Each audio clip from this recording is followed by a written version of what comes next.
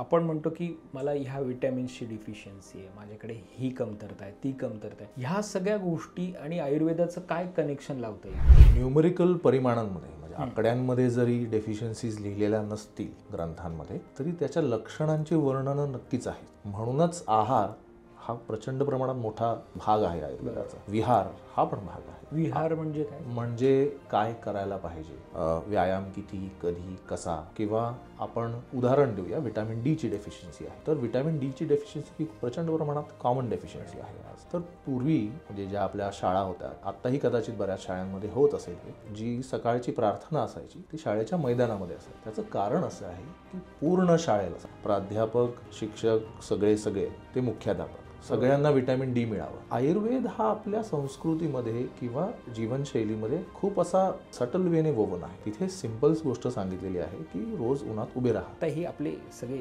सण समारंभ, आता ही वातावरणाचा विषय आलाय म्हणून तर ते आपण म्हणतो ना की संक्रांतीच्या वेळेलाच तिळगुळ आपण खातो किंवा हे, तर अशा कुठल्या गमतीदार गोष्टी असतील तर आम्हाला ऐकायला आवडेल.